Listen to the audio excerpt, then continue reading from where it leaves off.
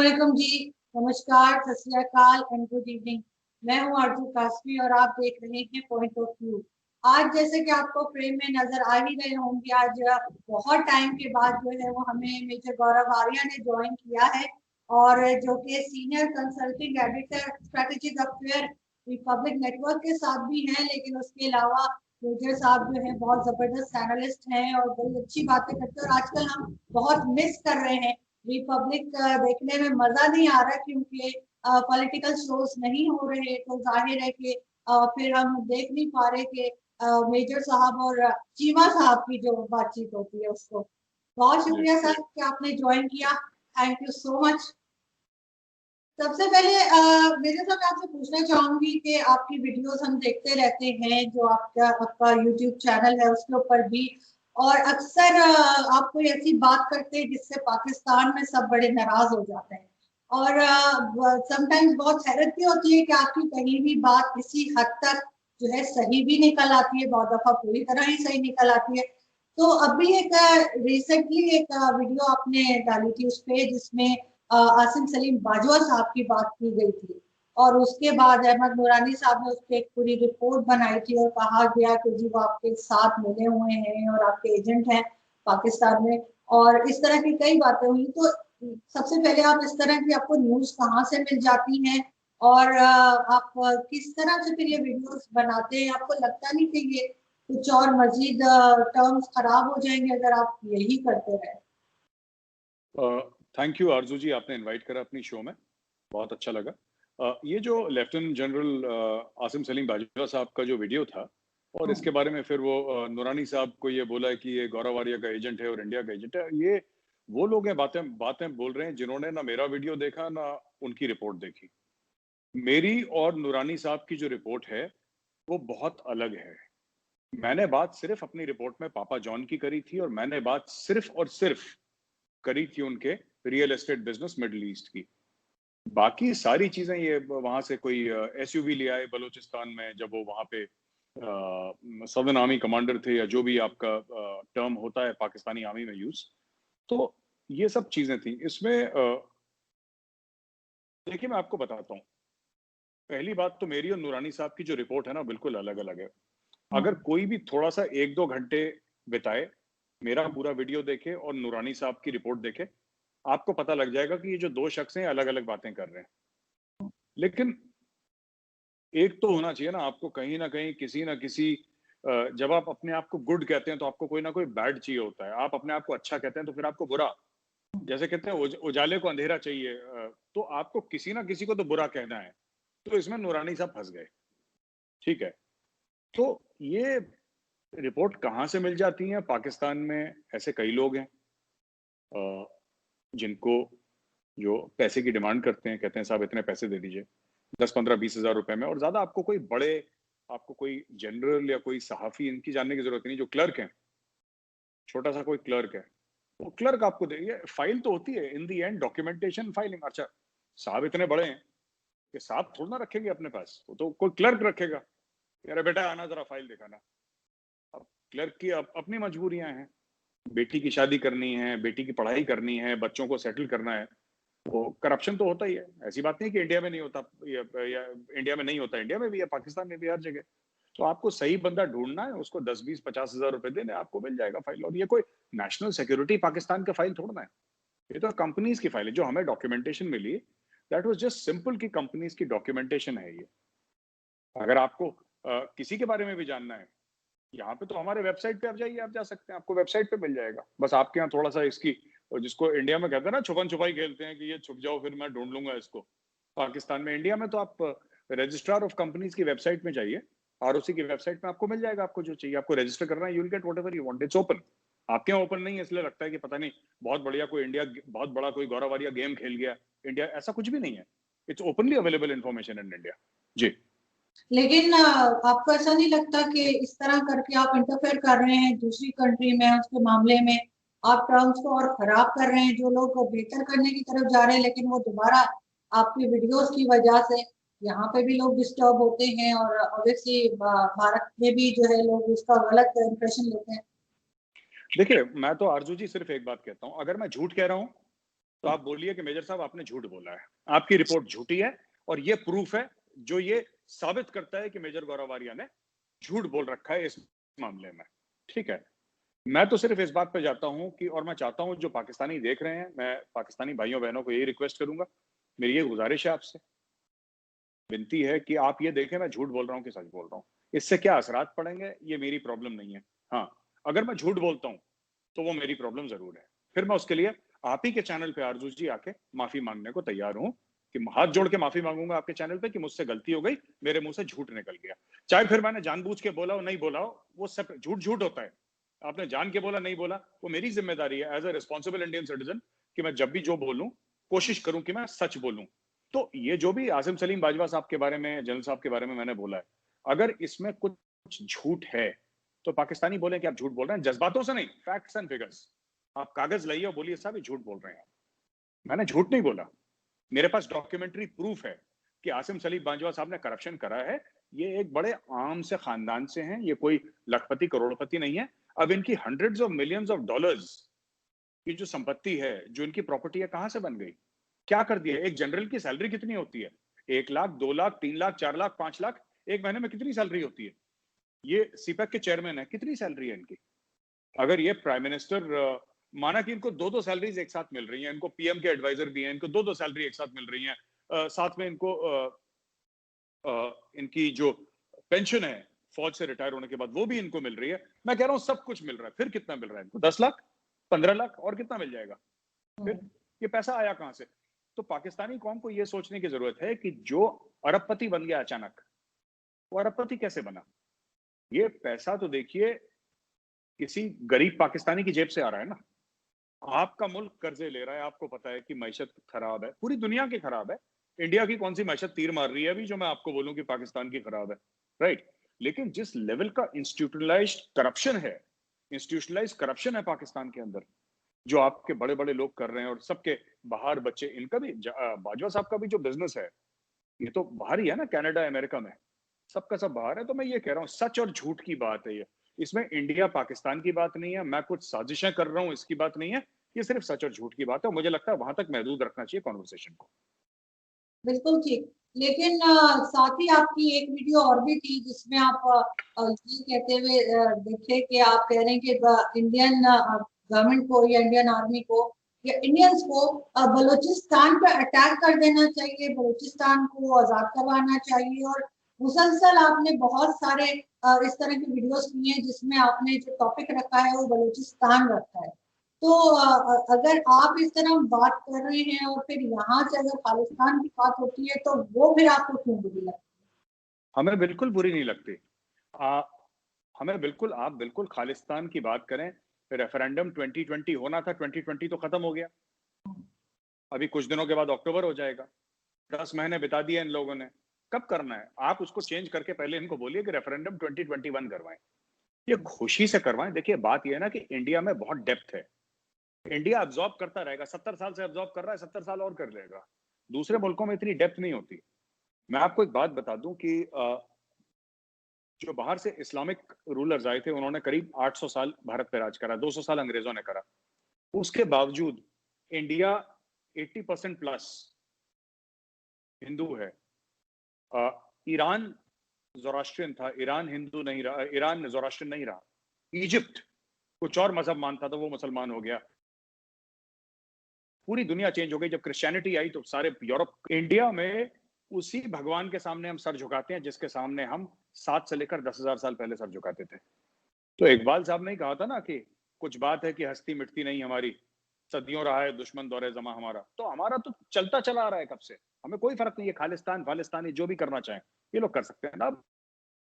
बलोचिस्तान की आपने बात करी, ऐसा है अर्जू जी कि मैंने कभी ये नहीं बोला इंडियन आर्मी को कि बलोचिस्तान पे अटैक कर दो, ना इंडियन आर्मी मेरे कहने पे अटैक कर रही है, सही। पहली चीज, राइट?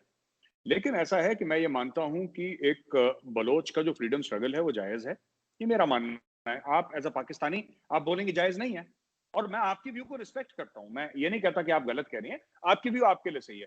मेरे नजदीक मुझे लगता है बलोचिस्तान, और काफी इंडियंस ये बोलते हैं कि Balochistan should become part of India. मैं उनको हर समय टोकता हूं, हर समय टोकता हूं। नहीं, Balochistan should never become part of India. Balochistan should become a free country, और हमारे बराबरी का मुल्क बने बलूचिस्तान। इंडिया और बलूचिस्तान भाई भाई एक दूसरे से बात करें। देखिए, बाकी सिंधु देश की बात है, बाकी और गिलगिट बाल्टिस्तान की बात है, ये सब बातें अभी आप कभी भी खिताब देखिएगा जो पाकिस्तान के जो वजीर आजम रहे हैं, इमरान खान साहब से पहले के भी, राइट? मुझे तो ये समझ में नहीं आता कि कभी भी ये यूनाइटेड नेशंस में जाके जब खिताब करते हैं सबके सामने, ये कभी अपने मुल्क की बात ही नहीं करते। ऐसा क्यों है कि वो किसके like for example Imran Khan साहब वजीर आजम पाकिस्तान हैं, वो कश्मीर के सफीर नहीं है। उनको लोगों ने वोट इसलिए दिया है, मैं इलेक्टेड और सेलेक्टेड की डिबेट में जाऊंगा ही नहीं, वो मेरी डिबेट नहीं है। मैं ये कहना चाहूंगा कि पाकिस्तानियों ने उनको वोट क्यों दिया कि हमारी जिंदगी और बेहतर कराएं, राइट? तो वो बनीगाला में बैठते हैं, उनको सारे ऐशो आराम वो फराम हैं जो पाकिस्तान के वजीर आजम को होने भी चाहिए कायदे से। Why he is at a certain level and that level has to be respected, his position has to be respected. पर मैं ये जानना चाहता हूं, कब गए वो फॉरेन किसी कंट्री से मिले कि फॉरेन कंट्री के जो भी उनके सदर थे या वजीर आजम थे, कोई भी था, अमीर थे, सुल्तान, सबसे मिलते रहते हैं वो।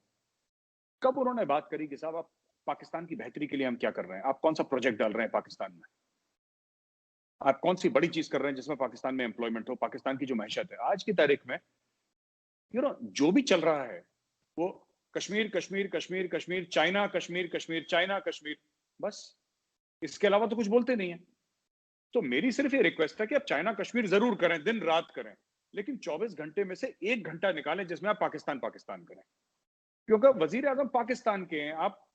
ये जो पूरी स्टोरी है ना ये कश्मीर की, ये उसी तरीके से, मैं कल किसी को बोल भी रहा था किसी वेबिनार में कि इमरान खान साहब का इस तरीके का एक रवैया जिसको हम लोग कहते हैं, उनका रवैया ये है आरजू जी की जैसे एक फिल्म चलती है ना सिनेमा हॉल में, पिक्चर हम लोग देखते हैं, पिक्चर खत्म हो गई है और उस बंदे के जो 10 दोस्तों के साथ आया था ना देखने के लिए, वो सारे दोस्त सिनेमा हॉल से बाहर चले गए, बस एक बंदा पॉपकॉर्न लेके बैठा हुआ है ये सोच के कि अभी फिल्म बाकी है। फिल्म खत्म हो चुकी है, कश्मीर की पिक्चर खत्म हो चुकी है, there is no Kashmir any longer. वो नहीं हो सकता।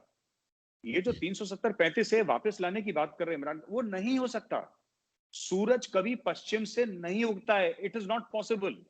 ये ऊपर से खुदा आ जाए, भगवान आ जाए, वो नहीं कर सकता, नहीं कर सकता। God can not do it. Imran Khan तो बहुत छोटी चीज है, इसमें क्यों टाइम वेस्ट कर रहे हैं? वो भगवान लेकिन नहीं कर सकता इसको। लेकिन मेजर साहब पिछले 70-72 सालों से जो है वो हम लोग कश्मीर कश्मीर कर रहे हैं और कश्मीर में एक स्ट्रगल चल रही है, उसको आप ये कैसे कह देते हैं कि इमरान खान साहब उसके बारे में बात ना करें? इसलिए कि जाहिर है उनके ऊपर उन्हें बात करनी भी चाहिए, वो प्राइम मिनिस्टर, और हम हमेशा से कहते हैं कि जी कश्मीर हमारा है, आप कहते हैं कश्मीर हमारा है, और कश्मीर के लोगों से तो खैर कोई पूछने की जहमत ही नहीं करता। लेकिन ये है कि इमरान खान साहब उससे नहीं हट सकते। दूसरा ये कि इसके साथ ही मैं एक सवाल और जोड़ देती हूँ कि नवाज शरीफ साहब के लिए इतना ज्यादा नेगेटिव जो थी वॉइस इंडिया से नहीं उठती थी, वो उसकी क्या वजह है? और इमरान खान के लिए शुरू से पहले दिन से वो नापसंदीदा है, तो उसकी देखिए, क्या रीजन हो सकती है? मैं आपको बताता हूं कि दो बातें। पहली चीज तो मैंने कभी नहीं बोला कि इमरान खान कश्मीर कश्मीर ना करें। मैं कह रहा हूं कि दिन में 24 घंटे होते हैं ना, आप 23 घंटा कश्मीर करें, पर 1 घंटा पाकिस्तान कर लें, क्योंकि आप पाकिस्तान के वजीर आजम हैं। पाकिस्तान से हमें रिपोर्ट आती है कि महंगाई आसमान छू रही है, लोग बच्चों को दूध नहीं पिला सकते, गोश्त नहीं मिल रहा, बहुत महंगा हो गया है, सब्जियां नहीं मिल रही, दूध नहीं मिल रहा। तो इस तरफ भी देख लें। फिर आप कश्मीर कश्मीर, मैं तो कह रहा हूं ना 24 घंटे में से 23 घंटे आप कश्मीर का राग अलापें, जरूर आप अलापें। अगर आपको लगता है कि पाकिस्तान से भी ऊंचा कश्मीर का मयार है तो आप कश्मीर कश्मीर करें, जरूर करें, लेकिन 1 घंटा आप पाकिस्तान के बारे में बात कर लें तो हमें भी लगेगा कि हाँ ठीक है, नॉर्मल कोई वजीर आजम है। वरना बड़ी अब नॉर्मल सी बात लगती है ना, इतना कश्मीर कश्मीर तो मतलब आपने मोदी जी को कब देखा है कश्मीर कश्मीर? जो जिसको काम करना होता है ना, एक और बात आपको बता देता हूँ, इंडियंस का ये मानना है, हम लोग ये सोचते हैं, जिसको जो काम करना होता है ना, फिर बात नहीं करता, वो काम कर देता है चुपके से। ये बात करने से नहीं होगा, बहुत ज्यादा बातें हो रही हैं, काम कुछ नहीं हो रहा। आपने देखिए, जिसको आप लोग कहते हैं ना कि कॉल ऑफ हेल का फर्क है, कथनी और करनी जिसको हिंदी में कहते हैं, कहने और करने में जो फर्क है। आपने कश्मीर कश्मीर कहा बहुत, करा क्या? करा क्या आपने? कुछ नहीं करा, और ना कुछ कर सकते, इनको भी पता है। ट्वीट के अलावा ये कुछ नहीं कर सकते। और उसकी सबसे बड़ी पता है क्या है कि पाकिस्तान का सबसे बड़ा कारण जो उसकी वजह है, वजूहात कई हैं लेकिन सबसे बड़ी जो वजह है उसकी यही है कि पाकिस्तान की जो क्रेडिबिलिटी है इंटरनेशनल फोरम में वो बहुत कम है। अक्सर आपके एंकर्स टीवी पे जाके ये बोलते हैं कि साहब इंडिया बहुत बड़ा मार्केट है और इसलिए इसके सामने सब लोग सर झुकाते हैं। ऐसी बात नहीं है, ऐसी बात नहीं है। अमेरिका को लोग क्रिटिसाइज करते हैं, अमेरिका इंडिया से 20 गुना ज्यादा बड़ा मार्केट है। अमेरिका इंडिया से 20 गुना ज्यादा बड़ा मार्केट है। अमेरिका का क्रिटिसिज्म नहीं होता, लोग अमेरिका को आड़े हाथों नहीं लेते। चीन के खिलाफ नहीं, चीन कितना बड़ा है इंडिया से, मार्केट के हिसाब से बात कर रहा हूं। फिर तो ये सब झूठी बातें हैं जो पाकिस्तानी मीडिया में अक्सर देखते हैं, बहुत बड़ा मार्केट है साहब, बहुत बड़ा मार्केट तो है। और वो मार्केट किसने बनाया है? मार्केट तो हमने अपनी मेहनत से बनाया है ना। भाई मार्केट क्या है? मार्केट हमारा इसलिए क्योंकि हम सामान बनाते हैं और दुनिया कहती है कि आपसे सामान खरीदना है, या जो लोग सामान बेचते हैं वो इंडिया से कहते हैं कि पैसा दो। तो हमने अपनी मेहनत से बनाया है, राइट। अच्छा, आपने बोला नवाज शरीफ की आपने बात करी और आपने फिर इमरान खान की बात करी। देखिए, नवाज शरीफ वो शख्स था जिसने एटमी धमाके करे, राइट। नवाज शरीफ ने एटमी धमाके करे। नवाज शरीफ ने जब कारगिल की जंग हुई थी तब नवाज शरीफ मतलब he was the prime minister of Pakistan, right. तो उन्हीं के अंडर में वो जंग हुई। इमरान खान को देख के दिल से रिस्पेक्ट नहीं आती। मैं बताता हूं कि ये आदमी बोलता है कुछ, करता नहीं, इसके बस का कुछ नहीं करना। मैं कह रहा हूं नवाज शरीफ भी हमारा बड़ा दुश्मन। आप बताइए ना अर्जु जी, मैं आपसे पूछता हूं इंडिया का बड़ा दुश्मन कौन है, नवाज शरीफ है कि इमरान खान है? जिस बंदे ने एटमी धमाके करे, जिसने कारगिल की लड़ाई करी, वो ज्यादा बड़ा दुश्मन है कि जो बंदा सिर्फ बैठ के ट्वीट कर रहा है बनी गाला से, दिन में 15 tweet, Modi, Hindutva, BJP, RSS, fascism, ये 5 वर्ड उसको किसी ने सिखा दिए। तो हमारा बड़ा दुश्मन कौन है? जिसने हमारे साथ जंग लड़ी, जिसने एटमी धमाके करे, या जिसने वो करा? अच्छा, नवाज शरीफ ने दोनों चीजों की कोशिश करी। उसने हिंदुस्तान से दोस्ती करने की भी कोशिश करी, उसने जंग भी करी, उसने वो काम करा जो कोई भी सियासतदान करता है, कोई भी स्टेट्समैन, कोई भी लीडर करता है। अब एक बात बताओ, आप क्या कौन थे वो आसिफ गफूर साहब जो थे आपके ना TJSPR, उन्होंने बड़ा करा कि हम इंडिया को सरप्राइज देंगे, सरप्राइज देंगे, है ना। तो दो यार सरप्राइज, कुछ तो करो। तुम कुछ नहीं करते, सिर्फ ट्वीट करते हो पूरे दिन, फिर कहते हो कि साहब इमरान खान से नफरत नहीं करते। He is become a but of jokes. अब इमरान खान के ऊपर इंडिया में जोक्स चल रहे हैं कि यार ऐसा है। नवाज शरीफ के बारे में देखिए, नवाज शरीफ, मैं ये नहीं कह रहा कि नवाज शरीफ करप्ट नहीं था, मैं कह रहा हूं नवाज शरीफ ने बहुत करप्शन करा होगा। अगर आपकी कोर्ट से डिसाइड करती है कि उसको जेल में होना चाहिए, फांसी देनी चाहिए, फांसी दो नवाज शरीफ को। भाई मेरा कौन सा रिश्तेदार लगता है, टांग दो उल्टा उसको। लेकिन मैं ये कह रहा हूं कि कम से कम उस बंदे ने कुछ तो करा, उसने हमला तो करा, अटैक तो करा, जंग तो करी, धमाके तो करे, उसने कुछ तो करा, ट्वीट तो नहीं ना करे उसने। लेकिन ठीक है, आप नवाज शरीफ की बात कर रहे हैं, लेकिन नवाज शरीफ साहब के बारे में ये कहा जाता है ना कि क्योंकि उनके बहुत अच्छे टर्म्स थे इंडिया के साथ, उन्होंने वहां पे इन्वेस्टमेंट की हुई थी नवाज शरीफ साहब ने, शायद इस वजह से आप लोगों को पसंद है। और दूसरा वही एक चीज और, मैं आपके पिछले कमेंट को भी यहाँ पे जोड़ दूं, इससे पहले कि आप बात करें कि आप जो बलूचिस्तान की बात कर रहे थे, तो वहां से जितने भागे हुए लोग हैं जो यहाँ पे गद्दार कहलाए जाते हैं, और पाकिस्तान का हिस्सा है बलूचिस्तान, ये तो सबको पता है, मैप में भी ये सारी दुनिया भी मानती है। तो जो यहाँ नहीं है, बाहर बैठे हुए हैं, वहां से बैठ के वो बुरा भला कहते हैं, वो सब आपके शो में होते हैं। जो आप अपना जो यूट्यूब चैनल का शो होता है आपका, उसमें सारे वही लोग जमा होते हैं। आप किसी ऐसे को साथ क्यों नहीं बिठाते उनके, जो उनको उनसे अपोजिट बात कर रहे हो, उनकी बात का जवाब दे सके। सिर्फ सी लोग क्यों होते हैं जो आपकी मर्जी की बात कर रहे हैं? जी, दो बातें हैं। पहली चीज तो आरजू जी, सबसे पहले हम ना बात कर लेते हैं, नवाज शरीफ ने इन्वेस्टमेंट करी इंडिया में और इसलिए हमें बहुत प्यारा है नवाज शरीफ। ये पाकिस्तान में अक्सर ये बात चलाई जाती है और मैं चाहता हूं कि आप भी इस बात को, पाकिस्तान कितने पैसे हैं नवाज शरीफ के पास? हाँ, पर्सनल लेवल पे वो आदमी करोड़पति है, अरबपति भी है पर्सनल लेवल पे, अरबपति है पर्सनल लेवल पे, उसका खुद का जो पैसा है। और ये उसके वजीर आजम, प्रधानमंत्री बनने से पहले का पैसा है। स्टील मिल वगैरह जो नवाज शरीफ की हैं और जो उनके फादर साहब की थी, जो वो थी। लेकिन इंडिया में लोग कह रहे हैं साहब इंडिया प्यार करता है। कितना पैसा है पूरे पाकिस्तान के पास? कितना पैसा है पाकिस्तान का? सुनिए, नवाज शरीफ पाकिस्तान से तो छोटा ही है ना। पूरे पाकिस्तान का फॉरेन एक्सचेंज, पूरा पाकिस्तान का फॉरेन एक्सचेंज आज की तारीख में करीब $8 बिलियन है, 8 अरब डॉलर है फॉरेक्स रिजर्व जो आपके पास है। इंडिया में हर साल जो इन्वेस्ट होता है वो तकरीबन 90 से लेकर $100 बिलियन होता है हर साल। कितना पैसा है नवाज शरीफ के पास, मुझे एक बात समझ में नहीं आई। इंडिया को ऊंट के मुंह में जीरा भी नहीं है नवाज शरीफ का पैसा। आप माफ करिएगा मैं ऐसी बातें कर रहा हूं, लेकिन समझाने के लिए पाकिस्तानी भाइयों बहनों को कर रहा हूं। आप पूरा कराची स्टॉक एक्सचेंज बेच के आप इन्वेस्ट करेंगे, वो हमारे लिए बड़ा पैसा नहीं है। तो लोग कहते हैं नवाज शरीफ ने, वो पाकिस्तान में एक्चुअली पैसे का पता नहीं लोगों को कि असली पैसा होता क्या। ठीक है, अब हम बोले बड़ी इन्वेस्टमेंट, तो जैसे यूएई ने करी, सऊदी ने करी 50 बिलियन 70 बिलियन, तब थोड़ा सा मजा आएगा। 100 बिलियन का बोला इन्वेस्टमेंट होगा तो अच्छा लगता है। नवाज शरीफ ने करी, कितनी करी? 100 करोड़, 200 करोड़, 500 करोड़। मैडम, जो चांदनी चौक जो दिल्ली में है ना, पुरानी दिल्ली में, चांदनी चौक में जो वेयरहाउस का जिस तरह बिजनेस है ना, जिसका हार्डवेयर की दुकान है जिसकी, 100 करोड़ तो उसकी औकात है। तो ये सब हाँ, ये पाकिस्तानी भूल जाए कि नवाज शरीफ ने इन्वेस्टमेंट कितना। मैं खुद पूछ रहा हूँ ना, आप दिल पे हाथ रखिए, कितना पैसा है नवाज शरीफ के पास? कितना है आखिर? कितना होगा उसके पास? $1 billion, $2 billion? This is pocket change. ये रेजगारी है, चिल्लड़ है हमारे लिए। कोई फर्क नहीं पड़ता इस पैसे से। अगर इन्वेस्टमेंट करिए ठीक है, कल निकाल ले हमारी तरफ से, हमें क्या फर्क पड़ रहा है। लेकिन यहाँ पे तो यही प्रश्न है कि क्योंकि उन्होंने वहाँ पे इन्वेस्टमेंट की हुई है और इस वजह से भारत जो है बहुत ज्यादा नवाज शरीफ का साथ देता है ना। कभी जरदारी साहब का नाम नहीं सुना, किसी और लीडर का नाम नहीं सुना। हाँ, अल्ताफ हुसैन क्योंकि वो पाकिस्तान के खिलाफ है तो उनका नाम जरूर आप लोग लेते हैं, उनको आप जरूर शोध में बिठाते हैं। लेकिन आप वो भी जोड़िएगा जो आप वहाँ के लीडर, तो मैं नहीं कहूँगी बलोचिस्तान के, लेकिन जो बलोचिस्तान से भागे हुए लोग हैं उनको क्यों आप बिठा के बात करते हैं? देखिए, मैं आपको एक बात बता दूं कि चाहे नवाज शरीफ हो, चाहे जरदारी हो, ठीक है, चाहे जुल्फिकार अली भुट्टो हो, ये सब पाकिस्तानी फौज के प्यादे हैं। ठीक है, जुल्फिकार अली भुट्टो को भी आयूब खान लेकर आया था, आयूब खान को डैडी बोलते थे वो। ठीक है, नवाज शरीफ पंजाब, पाकिस्तानी पंजाब का 1983-84 में फाइनेंस मिनिस्टर लगाया था। किसने लगाया था? ज़िया-उल हक ने। बीवी बेनजीर भुट्टो को कौन लेकर आया?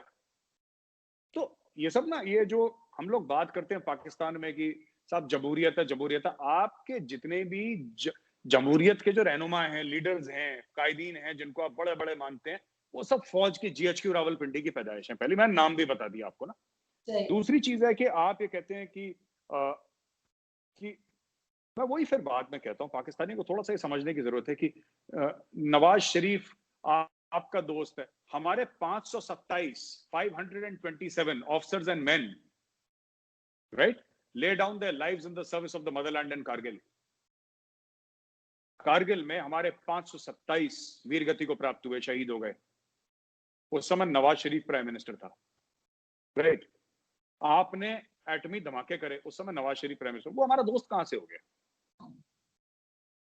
तो सबसे पहले मैं पाकिस्तानी भाइयों बहनों को यह भी कहना चाहूंगा कि जो आप कहते हैं ना पैसे डाले इंडिया में, इन्वेस्ट करे, इनको शायद पता नहीं है कि पैसे होते क्या हैं। हिंदुस्तानी मुल्क में, मैं बता रहा हूं, ये ऐसा नहीं है जो आप लोग समझते हैं कि उसने, मैं कह रहा हूं नवाज शरीफ ने इन्वेस्ट करे भी, तो कितने करे? मैं फिर वही बात कह रहा हूं, कितने करे हैं? कितने नवाज शरीफ के पास? नवाज शरीफ का पूरा खानदान, उनकी सारी कंपनियां, उनकी सारी फैक्ट्री, सारे बैंक अकाउंट लंदन में, दुबई में, अमेरिका में, जहां पर हैं, सब कुछ बेच के अगर वो इंडिया ले आए ना, सब कुछ, और बोले कि जी इंडिया में मैं इन्वेस्ट करूंगा, वो ऊंट के मुंह में जीरा नहीं है। ये हमारा मुल्क बहुत बड़ा है। जब तक आप इन्वेस्टमेंट आती, जब आप बोलेंगे साहब 10 बिलियन, 15 बिलियन, 20 बिलियन की इन्वेस्टमेंट आ रही है, तब थोड़ा सा मजा आएगा। या 70, 80, 100 बिलियन की बात, या फिर अगर 1 बिलियन की भी इन्वेस्टमेंट हो, राइट, और वो करे माइक्रोसॉफ्ट, जैसे करी है माइक्रोसॉफ्ट ने, वो करे फेसबुक, वो करे गूगल, फिर मजा आता है। फिर 1 बिलियन की औकात नहीं है उसमें, फिर उस ब्रांड की है जिसकी वजह से लोग 100 बिलियन उसके पीछे डालेंगे। अच्छा, आपने बोला साहब आप अपने YouTube प्रो, एक तो ये सब लोग समझते हैं डिफेंसिव ऑफेंस, मेरा नहीं है भाई, वैभव का है वो, मेरा, मैं तो उसमें गेस्ट हूँ। हाँ, ज्यादातर मेरे उसमें वीडियोस हैं। वो चुपे रहते, सब बुरा भला लोग आपको कहते हैं, वैभव जी सामने नजर नहीं आते ना, तो वो सारे अटैक्स जो है आपके ऊपर होते हैं। ये वैभव है बदमाश, ये वैभव का चैनल है, डिफेंसिव ऑफेंसिव मेरा नहीं है। और मैं पता है ज्यादा क्यों आता हूँ डिफेंसिव ऑफेंस में, क्योंकि वैभव मेरे घर के पास रहता है। 5 मिनट के रास्ते में गाड़ी पकड़ के फोन कर देगा, मैं आ रहा हूँ घर पे, या मुझे बोलेगा आप आ जाओ। तो हमारे लिए ज्योग्राफिकल प्रॉक्सिमिटी है, तो वो भी एक रीजन है कि मतलब फट से हो जाता है वीडियो ना। तो वरना बाकी के लिए फिर हम लोग थोड़ा सा दूर रहते हैं दिल्ली से ना, थोड़ा सा टाइम लग जाता है, तो इट्स वेरी क्विक हियर। तो वो भी हो जाता है, प्लस वैभव के साथ एक अच्छा तालमेल है, अंडरस्टैंडिंग है इसलिए। अच्छा, दूसरी चीज है कि हम लोग जो फॉर्मेट है डिफेंसिव ऑफेंस का, वो ये फॉर्मेट है ही नहीं बहस का, it is a single person talking, right. तो जो एडिटोरियल पॉलिसी है डिफेंसिव ऑफेंस की, वो वैभव कंट्रोल करता है, वो मैं कंट्रोल नहीं करता हूँ, वो वैभव का चैनल है। तो वैभव मुझे सिर्फ टॉपिक बता देगा कि सर आपको ये बोलना है, तो मैं उस पर बोल दूंगा, या आपको इस पे बोलना है, इस पे बोल दूंगा। सो कभी कभी बोल देगा कि अच्छा ठीक है, हरबयार मरी से इंटरव्यू कर देंगे, या अल्ताफ भाई के साथ इंटरव्यू कर देंगे। अच्छा, फिर आपने बोला कि साहब जो पाकिस्तान को बुरा भला कहते हैं, आप उनका इंटरव्यू करते हैं। मैडम, हम तो सिर्फ इंटरव्यू करते हैं, आप लोगों ने तो पाकिस्तान का हाईएस्ट सिविलियन अवार्ड गिलानी को देने के लिए बुला दिया, जो गिलानी ने मना कर दिया। हमने कौन सा भारत रत्न दे दिया हरबयार मरी को या फिर अल्ताफ हुसैन को? हमने कौन सा क्या कर दिया? हम तो यूट्यूब चैनल पे ही इनवाइट कर रहे हैं ना। सर प्रोपेगेंडा तो हो जाता है ना, जो आप प्रोपेगेंडा उससे करते हैं, जो अल्ताफ हुसैन और हरबियार मरी इस तरह के लोग आके जो बोलते हैं, तो उससे आपको लगता नहीं कि आप इंडिया भारत के कौन को और खराबी की तरफ ले जाते हैं, बजाय इसके जी कि किस जी तरीके से हो जाए। जी लेकिन ये जो जी। एलओसी पे फायरिंग और वो सिस्टम है, वो तो सिलसिला जो है वो तो खत्म हो ना। दो चीजें हैं। अगर आप ये कहते हैं कि डिफेंसिव ऑफेंस या वैभव या मैं किसी को इनवाइट करते हैं अपनी शो में और वो प्रोपेगेंडा है, ठीक है, तो वो जो आपकी यूनाइटेड नेशंस में थी ना, जो आपकी सफीर थी परमानेंट, क्या नाम था उनका, मलिहा लोधी, मालिया मालिया लोधी। मलिया लोधी, उन्होंने तो एक फिलिस्तीनी लड़की की फोटो दिखा दी और बोला कि ये कश्मीरी है। तो वो प्रोपेगेंडा तो नहीं था। इमरान खान साहब ने बांग्लादेश का वीडियो लेके बोल दिया कि ये उत्तर प्रदेश में एंटी सीए राइट्स हो रही हैं, वो प्रोपेगेंडा नहीं था। पाकिस्तान ये कहता है कि यू नो हमारा दिल फिलिस्तीनियों के लिए धड़कता है, जबकि सबको पता है कि 1979 में जब जियाउल हक साहब वहां पे थे, पहले ब्रिगेडियर फिर बाद में मेजर जनरल बने, कितने हजार फिलिस्तीनियों का कत्लो गारत हुई है, राइट। वो प्रोपेगेंडा नहीं है। प्रोपेगेंडा सिर्फ गौरव आर्या करता है बैठ के यहाँ पे। भाई देखिए, हम as a citizen of India, मेरी जो मर्जी मैं करूं, अगर मेरे मुल्क ने ऑफिशियली जाके यूनाइटेड नेशंस में झूठ बोला हो, अगर मेरे प्रधानमंत्री नरेंद्र भाई मोदी साहब ने अगर झूठ बोला हो, तो फिर आप मुझे बोलिए ना कि साहब आपके प्रधानमंत्री ने झूठ बोला, आप लोगों ने यूएन में जाके झूठ बोला। आप लोग यूएन में जाके झूठ कैसे कोई बोल सकता है यार सबके सामने? सर गलती भी तो हो जाती है ना पिक्चर्स उठाने मैम में। नहीं नहीं मैम, नहीं नहीं नहीं नहीं आरजू जी, आई एम सॉरी, मैं माफी चाहता हूं आपसे। गलतियां नहीं होती। जब मुल्क बात करते हैं, गलतियों का कोई गलती माफी का स्कोप है ही नहीं, है ही नहीं। वो पता है क्या, इतनी एक्साइटमेंट है ना कि हम कश्मीर के बारे में कुछ बोलते हैं, कश्मीर कश्मीर। अब now you are riding a tiger, Pakistan is riding a tiger. आपको 72 साल से बोला है कि कश्मीर बनेगा पाकिस्तान, तो आपने विश्वास कर लिया, भरोसा कर लिया। अब किसी पाकिस्तानी को बोलिए कि कश्मीर कभी भी नहीं बनेगा पाकिस्तान, वो जिसको कहते हैं ना, हिंदी में कहते हैं चमक जाएगा, वो फिर ये क्या बोल रहे हो आप, ऐसे थोड़ा ना होता है। क्योंकि आपने उसको वही शुरू से ही वो घुट्टी पिलाई है उसको ना, वही चूरन खिलाया है बचपन से। कश्मीर कहीं नहीं जा रहा, ये मैं बता रहा हूं आपको, ये एक लॉस्ट कॉज है पाकिस्तान के लिए। और अक्सर जो एक और मिनट लूंगा आपका विथ योर परमिशन, ये जो बात अक्सर कहते हैं ना कि साहब ये दुनिया बड़ी इंडिया की साइड लेती है और पाकिस्तान की साइड नहीं लेती, है ना। पाकिस्तान की साइड दुनिया क्यों लेगी, आप ये बताइए। आप कहते हैं चाइना इन्वेस्टमेंट कर रहा है, क्या इन्वेस्टमेंट कर दिया चाइना ने? उसको इन्वेस्टमेंट कहते हैं, वो लोन है, वो लोन है। जैसे श्रीलंका में हरमन टोटा पोर्ट है ना, जो 99 ईयर्स के लिए चाइना को चला गया। मैं बता रहा हूँ, किसी दिन कराची वराची को बोल देंगे, कराची 99 साल के लिए बिन कासिम पोर्ट गया, गवादर गया। ये सब चीजें आपको देखनी पड़ेंगी। सबसे पहले पाकिस्तान अगर चाहता है, और मैं एज एन इंडियन एक मशवरा देना चाहता हूँ, ठीक है, अगर आप चाहते हैं कि कोई भी आपको सीरियसली ले, राइट, आप अगले 100 साल तक आप मल्टीनेशनल प्लेटफॉर्म्स में यूएन में जाके कश्मीर कश्मीर करते हैं ना, किसी को कोई 1 रुपए का फर्क नहीं पड़ता। क्यों? क्योंकि आप मैटर ही नहीं करते। आप कोई चीज बनाते नहीं है जो आप एक्सपोर्ट करते हैं, आप किसी को खरीद फरोख्त नहीं करते, आपकी इकोनॉमी तबाह हो चुकी है, 4 बार आपके मार्शल लॉ हो चुके हैं वहां पे, सबको पता है पाकिस्तान का असली माई बाप कौन है, बॉस कौन है, उसका नाम है कमर जावेद बाजवा, सबको पता है दुनिया में, एवरीबॉडी नोज। तो आप दुनिया को देते क्या है? आप चीन को क्या, आप कहते हैं ना चीन के साथ बड़ी शहद से मीठी, और नवाज शरीफ साहब ने बड़ी एक चूरन की टैबलेट खिलाई थी पाकिस्तान को, हिमालय से ऊंची और समुद्र से गहरी, दरिया से गहरी, व्हाटएवर एक्स वाई जेड। आप एक बात बताइए, चीन आपके यहाँ इन्वेस्टमेंट कर रहा है क्योंकि चीन आपका दोस्त है। ये कोई लव अफेयर चल रहा है चीन के साथ? अरे दो सॉवरेन कंट्रीज आपस में बात करती हैं तो अपने आपसी फायदे की बात करती हैं।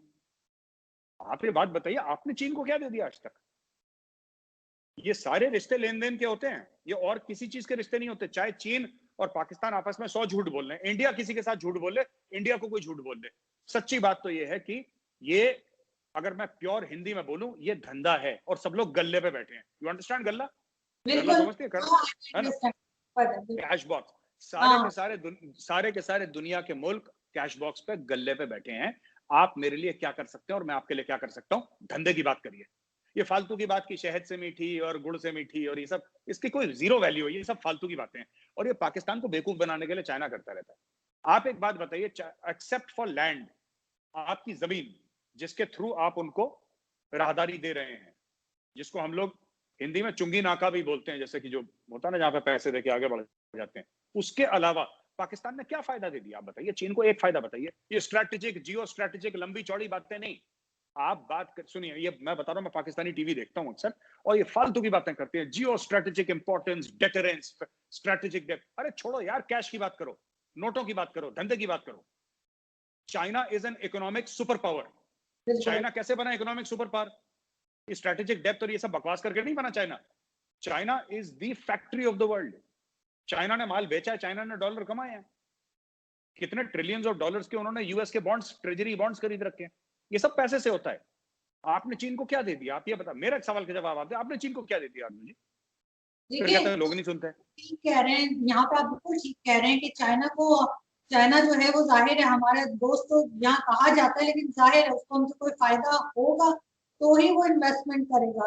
लेकिन साथ ही ये भी है कि ये भी कहा जाता है कि इंडिया को इसलिए प्रॉब्लम है क्योंकि चाइना जो है वो हमारे साथ इन्वेस्टमेंट कर रहा है। चाइना ठीक है, हम जमीन ही सही, लेकिन उसको हमने कुछ तो दिया है। लेकिन आप लोगों की क्योंकि जो आप लोगों की लड़ाई भी चल रही है, आप लोगों की टेंशन है चाइना के साथ, तो इसलिए भी आपको अच्छा नहीं लग रहा कि चाइना और पाकिस्तान के टर्म्स अच्छे हों। और दूसरा ये भी कहा जाता है कि अमेरिका जो है वो इंडिया को इस्तेमाल कर रहा है क्योंकि वो चाइना को डायरेक्टली नुकसान नहीं कर पा रहा, और चाइना अगला सुपर पावर बनने जा रहा है।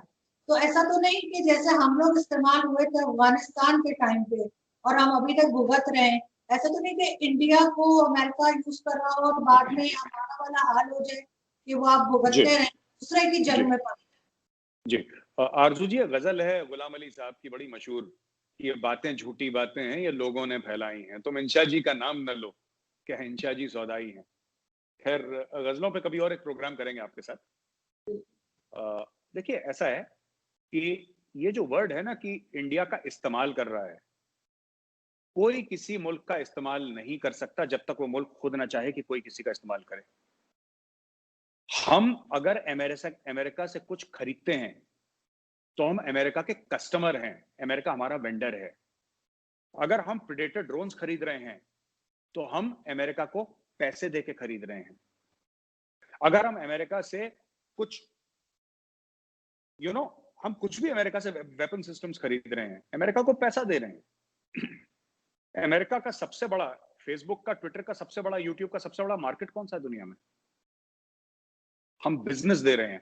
तो अगर हम ये तो वही बात हुई कि मैं किसी दुकान में गया, मैंने अपने लिए घड़ी खरीदी, मैंने पैसे दिए, मैंने घड़ी खरीद ली, बहुत अच्छी घड़ी थी, बहुत पॉश दुकान थी, बड़ी अच्छी है, सब खूबसूरत दुकान है, मैंने अपने लिए 1 लाख रुपए की घड़ी खरीद ली। और फिर मैं बोलूं कि दुकानदार मेरा फायदा उठा रहा है। कैसे फायदा उठा रहा है भाई? It's a simple transaction, it's a transactional relationship. हम पैसे दे रहे हैं, वो सामान बेच रहे हैं, उनको कुछ हमसे चाहिए, वो ले जा रहे हैं। पहली चीज। दूसरी चीज देखिए, ये है कि हमें दिक्कत हो रही है, आपका ये कहना है कि इंडिया को दिक्कत हो रही है कि साहब चाइना पाकिस्तान में इन्वेस्ट क्यों कर रहा है। वो छोड़िए, हमें दिक्कत हो रही है नहीं हो रही है, उसको मारिए गोली इस बात को। पाकिस्तानियों को ये सोचने की जरूरत है कि कोई और मुल्क आप में इन्वेस्ट क्यों नहीं कर रहा। कभी सोचिएगा, आपकी कोई मुल्क की इन्वेस्टमेंट यूरोप की है 25 मिलियन, 50 मिलियन, जो कि क्या होता है, चिल्लड़, बिल्कुल रेजगारी। ठीक है, पॉकेट चेंज।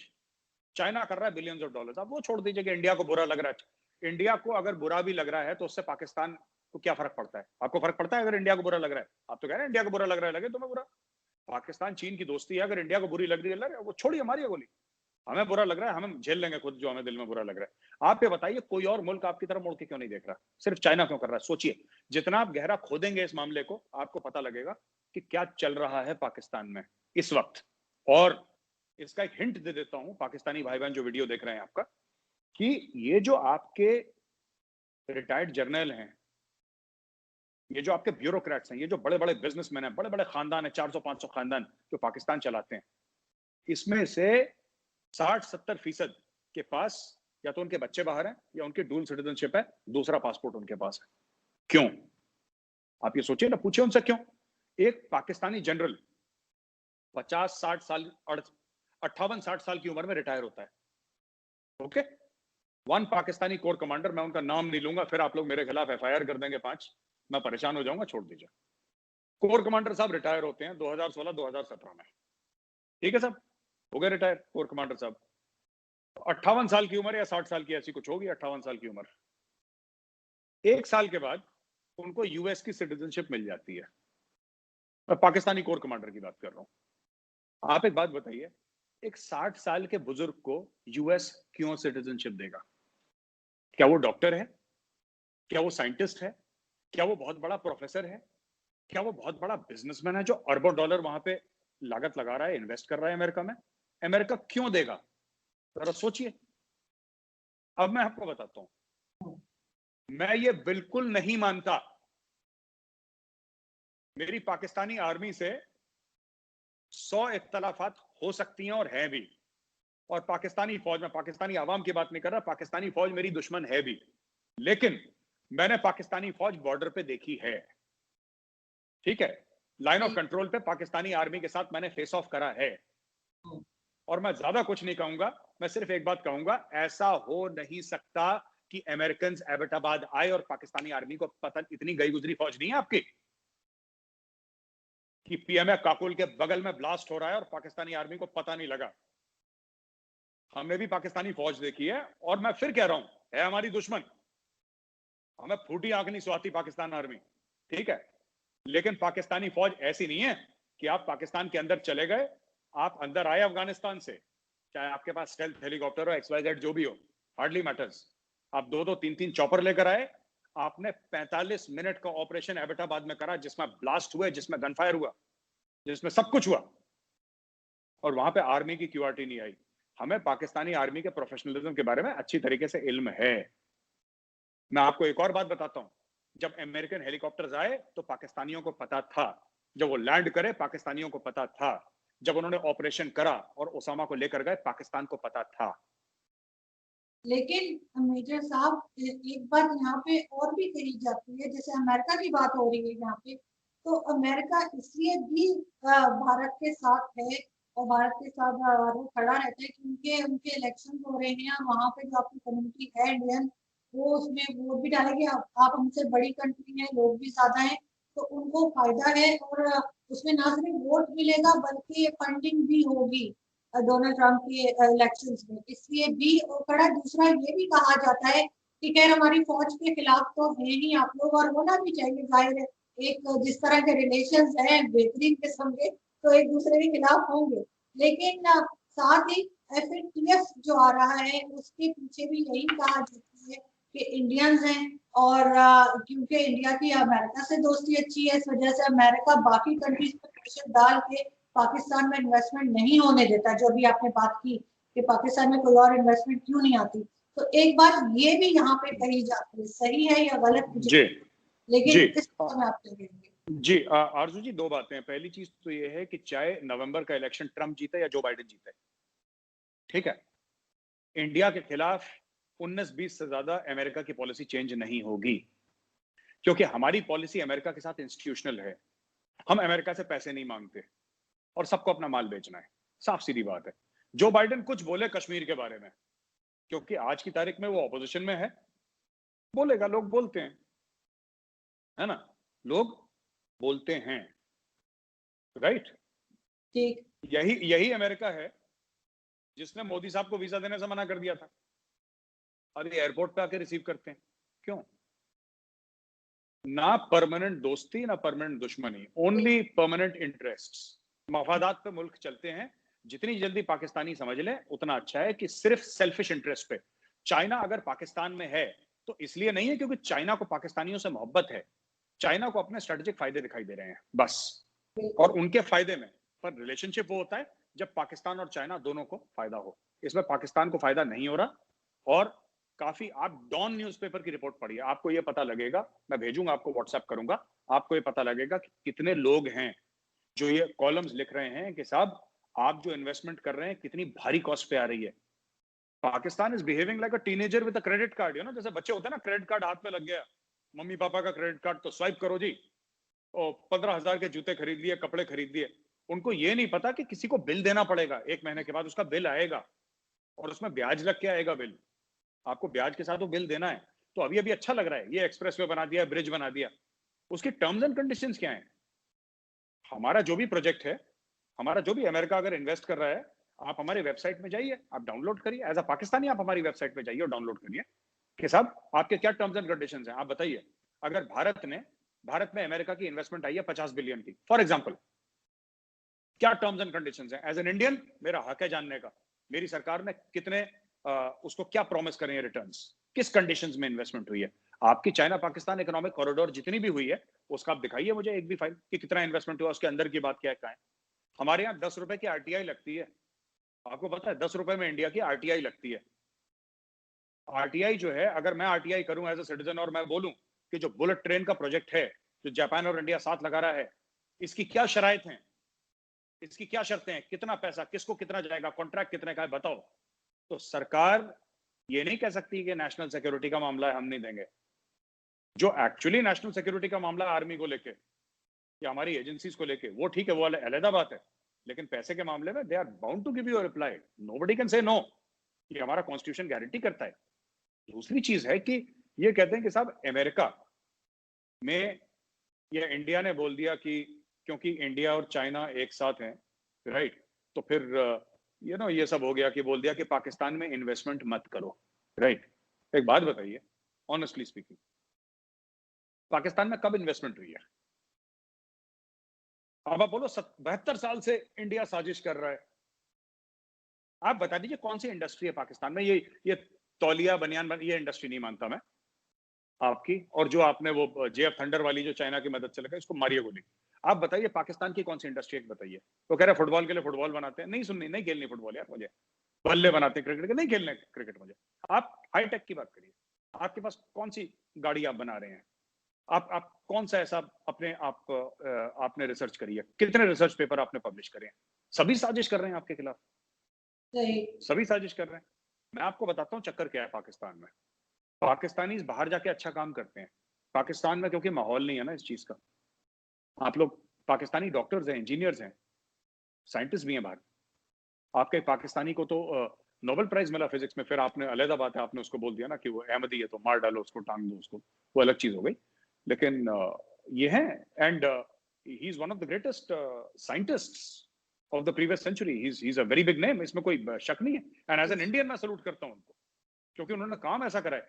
लेकिन मैं आपसे पूछना चाहता हूँ, ये सब चीजें ना, ये शक के थोड़े से और ये साजिशों के बाजार गर्म हो गए हैं और ये हो गया है, और इन सब से बाहर निकलें गिरेबान में जाके और ये देखें कि हमारे मुल्क में, हमारी कौम में कमियां क्या हैं, तब आपको पता लगेगा। इन्वेस्ट नहीं कर रहे और क्योंकि इंडिया ने मना कर दिया है कि आप इन्वेस्ट ना करें, इंडिया के मना करने से लोग, इंडिया की इतनी चल रही है दुनिया में कि इंडिया फोन करके बोल देगा। अमेरिका ने सर, अमेरिका ने, इंडिया के कहने से अमेरिका ने, क्योंकि इस वक्त अमेरिका को इंडिया की जरूरत। देखिए, नहीं, ऐसा है कि कोई भी businessman, America is a free country.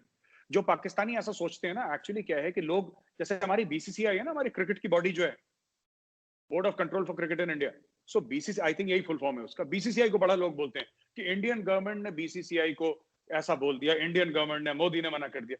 BCCI is not a government body. BCCI सरकार क्या कर सकती है? वीजे रोक सकती है। सही। सरकार, इसके अलावा बीसीसीआई को इंडियन गवर्नमेंट से पैसा नहीं चाहिए। बीसीसीआई के पास बिलियंस और अरबों डॉलर है बीसीसीआई के पास। उसी तरीके से अमेरिकन कंपनी है, राइट, अमेरिकन कंपनी है, उसको अमेरिकन सरकार कैसे रोक सकती है उसको भाई? उसका हक है। वो बोले अनलेस सैंक्शंस आपके लगे हों, तो कोई अमेरिकन कंपनी ईरान में नहीं जाएगी, कोई नॉर्थ कोरिया में नहीं जाएगी। लेकिन अगर पाकिस्तान में सैंक्शंस नहीं लगे हैं, तो पाकिस्तान में अगर उसको मुनाफा मिल रहा है, देखिए सब पैसे का खेल है। आप पैसा दीजिए, दुनिया आएगी। आपके पास है ही नहीं पैसे, आप खुद ही मांग रहे हैं पब्लिक से, तो आपके पास कौन आएगा? किस चीज के लिए आएगा?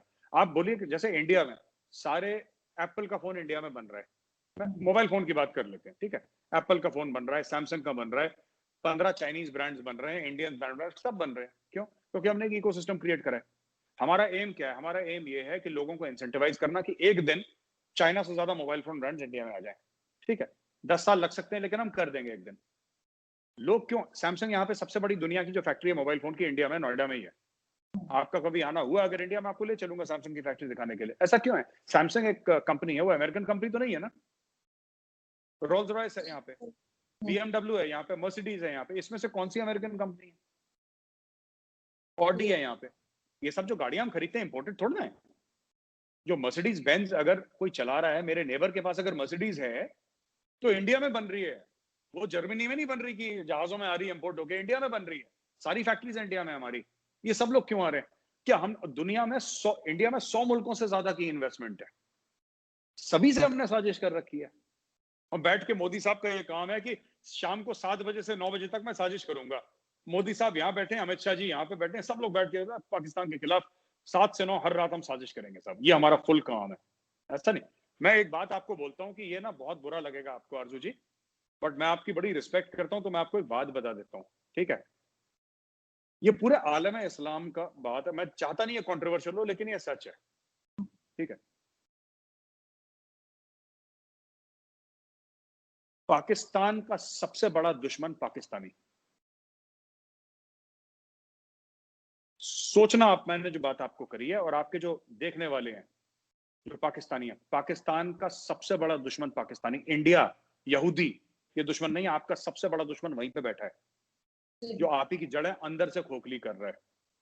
और अगर दुनिया फायदा उठाती तो क्या गलत करती है? आप लोग भी तो यही करना चाह रहे हैं ना कश्मीर में। तो फिर आपको क्या लगता है कि हमारी बैटिंग कभी नहीं आएगी? एक ही तरफ की बैटिंग चलती रहेगी 70 साल से? ऐसा नहीं है। अब हमारी बैटिंग आ रही है, तो आप कंप्लेन ना करें। सर टेक कश्मीर इट की, on the chin with a smile. हाँ, बताइए।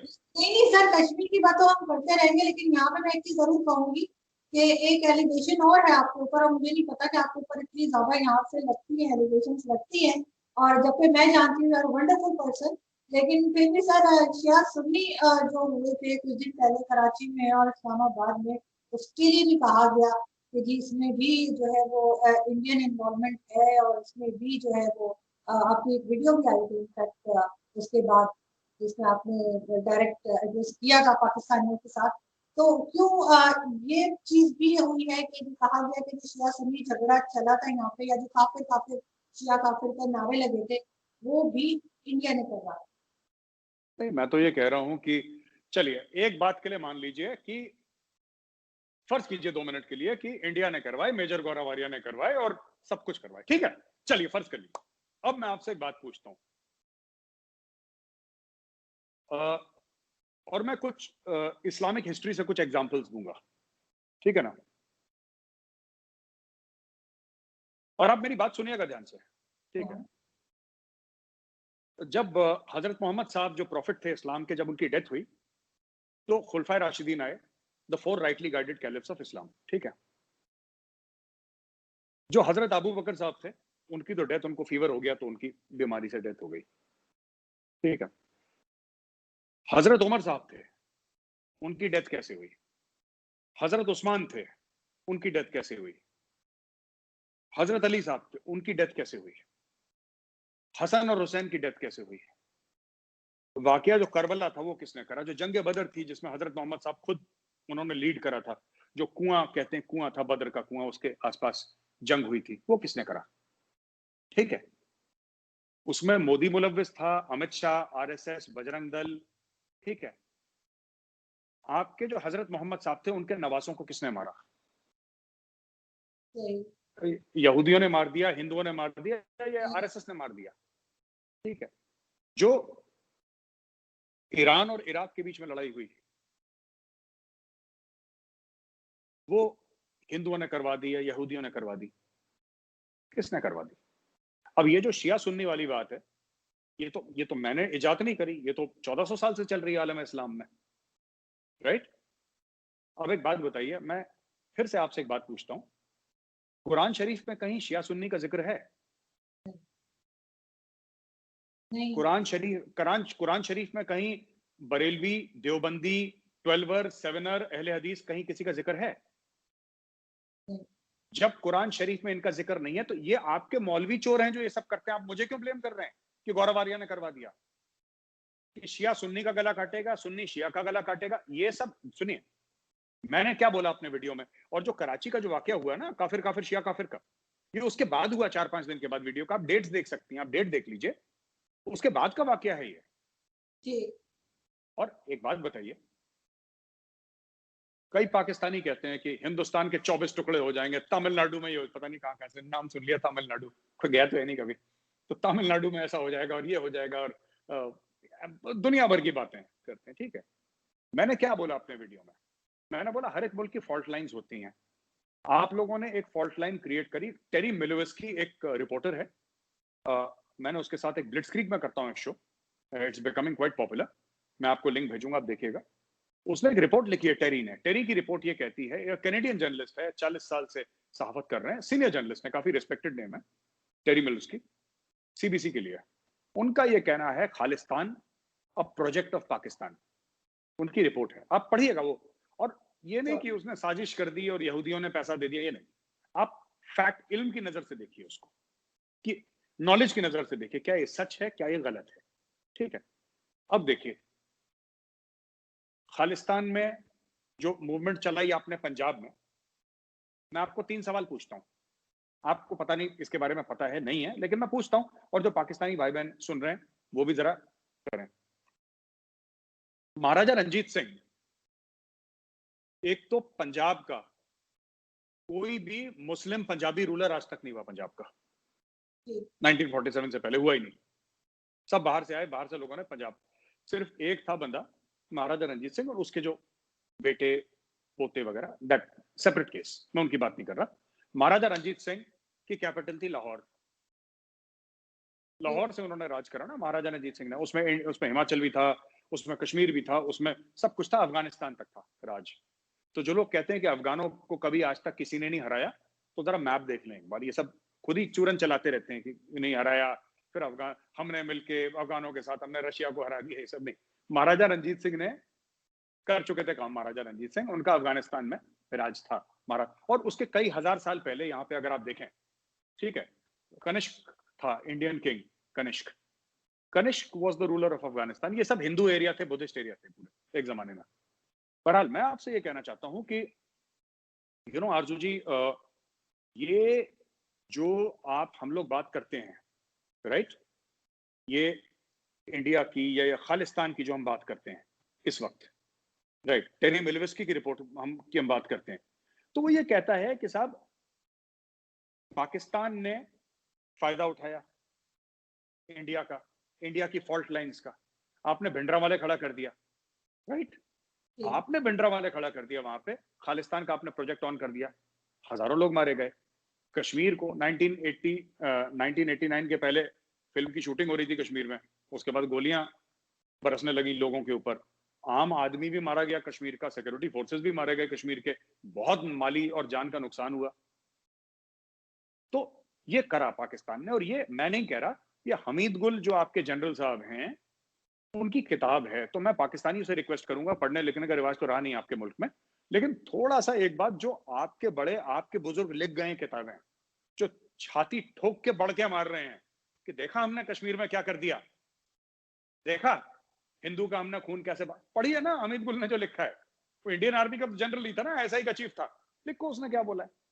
आप द बेड ट्रैप एक किताब है, बड़ी खूबसूरत किताब है the bed trap, brigadier Malik है, टॉम एटकिंस के साथ उन्होंने किताब लिखी है द बेयर ट्रैप, आप पढ़िए, पाकिस्तानियों को पढ़ें किस तरीके से पाकिस्तानी आर्मी ने पैसा लिया CIA से और अफगानिस्तान में जिहाद कराया।